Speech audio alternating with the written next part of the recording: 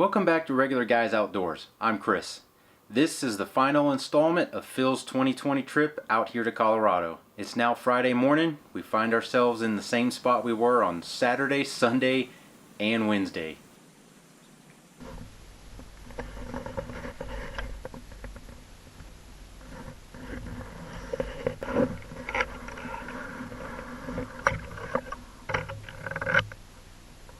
We get a nice little group of really big ducks to come in and land right out in front of us.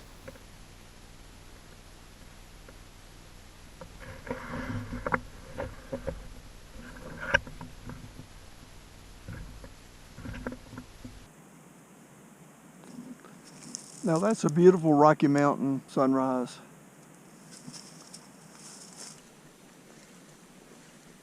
So the plan, just like the other day, is at a designated time I'm going to walk out with my lightweight waders on. But now with those birds out there, I'm going to try to sneak in real tight. I stick the duck stick in the mud so I have both hands ready. I'm coming in to them opposite of Phil, so I should be able to bump them up, get a shot, and then send the rest toward Phil.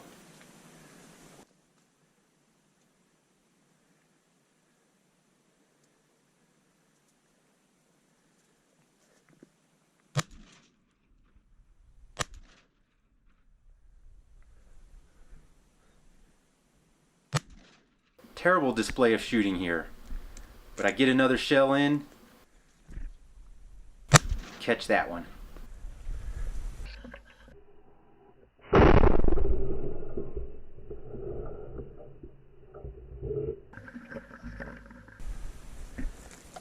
Get loaded up again.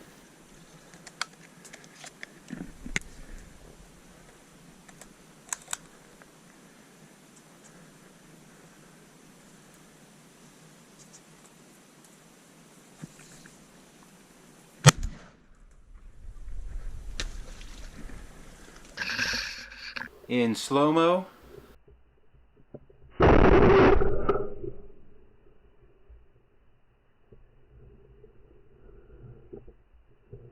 That was an easy retrieve.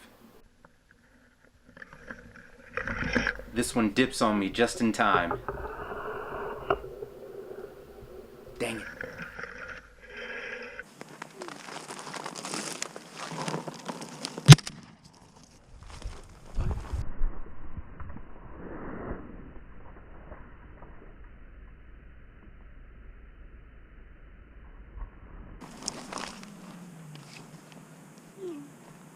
That bird looked like it was sailing a bit, but Phil went right over, found it, and it was dead.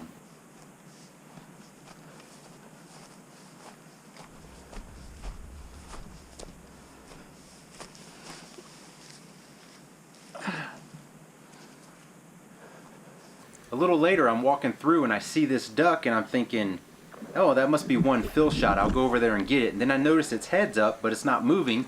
And I thought, well, maybe it's a decoy. Then it jumps up on me.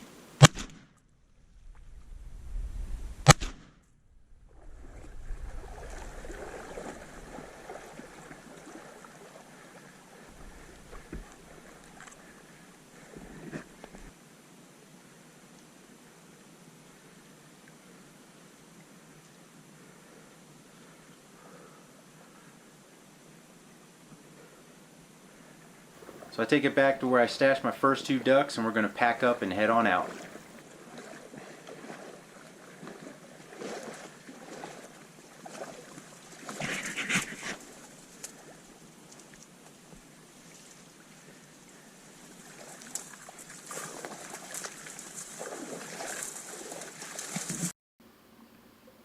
Not too shabby. Another round of breakfast duck sausage scramble in a tortilla.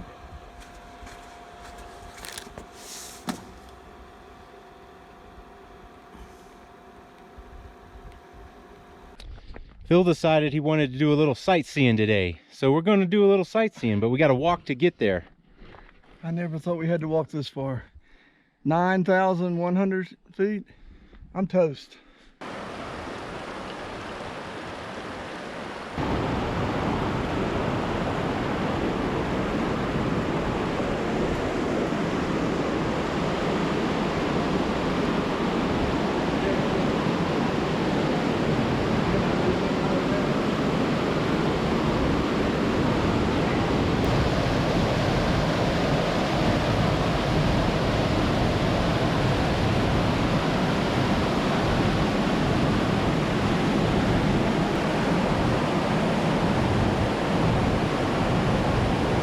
that worth the walk?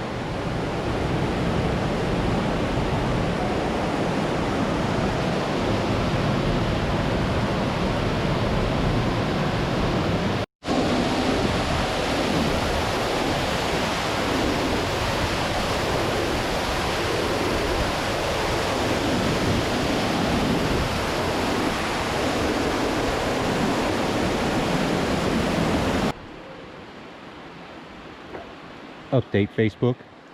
Check. Yeah, you got it.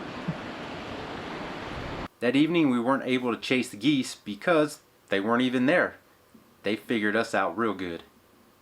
Welcome back and good morning. Today is our last hunt of Phil's trip out here for 2020. It's been a great trip. It's been a great trip. We've shot a lot of ducks and geese. We've seen a lot of ducks. We have shot probably twice as many geese this year as we have shot the previous 3 years. Our duck count is probably close to double our best year previously, so it's hard to complain about that. We're going back to the well where we were 2 days ago, and we're hoping with it being Saturday that there's a few more hunters out here to keep the birds moving this morning. And we're down to the last box of shells. When we're out today, we're out. There are no more. Colorado Springs, here we come. Last morning of the trip, we're in the spot that we reconned a couple days and had a nice hunt on 2 days prior. And things started pretty good.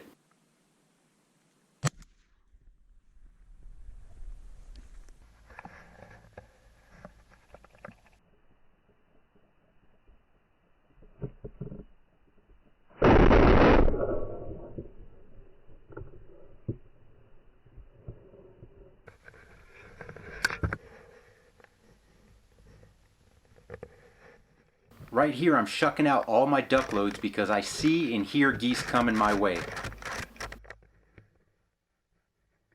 I managed to load in a couple of tee shots into my gun.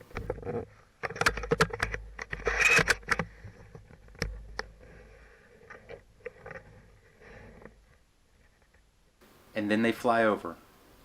Watch the front goose. On passing geese like that, or even ducks, I typically will shoot at the one bird repeatedly unless I see it fall pretty good. So I took both shots at that bird, and a little bit later as they were flying off, that bird separated from the group. So keep that in mind. That one separated from the group probably a half a mile away.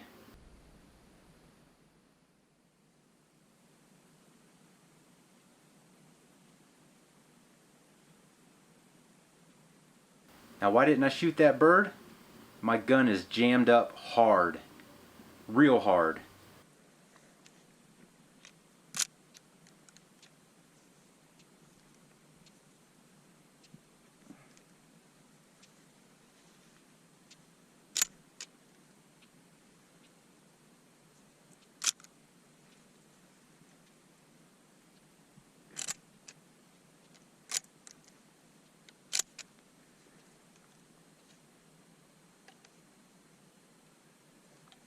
So it actually wasn't the gun's fault. Let's flash back all the way to Sunday when Phil and I are out there hunting.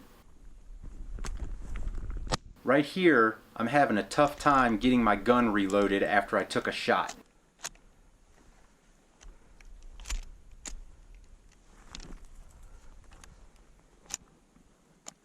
I eventually get it reloaded and get back into action. Look at the shell that's caught up in the bush. It just happened to get caught up in there. And we'll zoom in on it. There's no primer in that. Primer backed out. It is actually down in my gun, floating around. So when I got home, I took the gun apart, and this is what I found. A beat up shotgun primer that had been messing up, getting all in the works back there. So once I put it back together, the bolt ran smooth as it always did. Well, this morning was pretty much a bust. There were a lot of birds on that water, but they all left 15 minutes before legal. So remember that goose we talked about? When Phil and I were driving out, we noticed a lone goose out in the distance. So I was able to walk out, finish it off, and retrieve it. Chris and his wounded goose.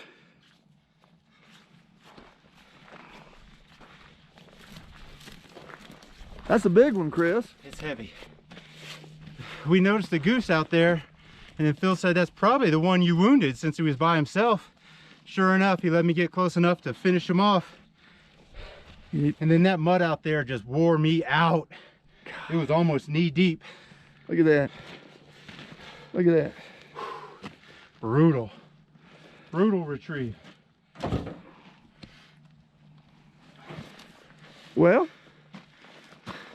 we got the two extremes this morning, a teal and a goose. The biggest and the smallest. where's the horseshoe, Chris? I think it's way up in there somewhere. You're the luckiest rascal. You whooped me 2 years in a row. It's not my shooting ability, that's for sure. Seriously, where's the horseshoe? It's crammed way up in there. So then we packed up camp and headed back toward my house. That's when things got really interesting. Well, it appears that the Black Beast here has met its demise. The transmission is feeling pretty toast because I'm doing 22 miles an hour on the shoulder. That's not good. You probably hear it revving in the background. Yeah, that's all we got going on right now. And I was more worried about baby Snowflake than the beast. Funny how that is.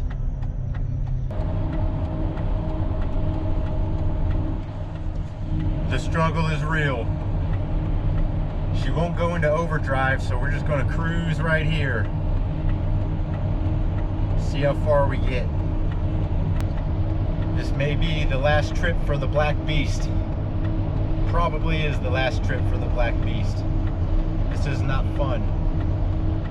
It's one thing to break down, but it's another thing to break down when your truck is completely full of hunting gear, guns, my goose meat, duck meat, all that kind of stuff.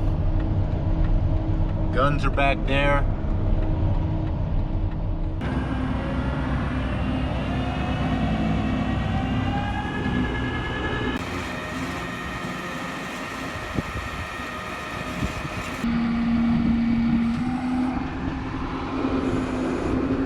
Well, Phil and I, we had a great 2020 here in Colorado. Way better than we've ever done before. I hope Phil's able to make it out again next year.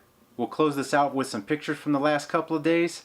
Go ahead and hit that subscribe button down there. Hit that thumbs up. And as always, thanks for watching.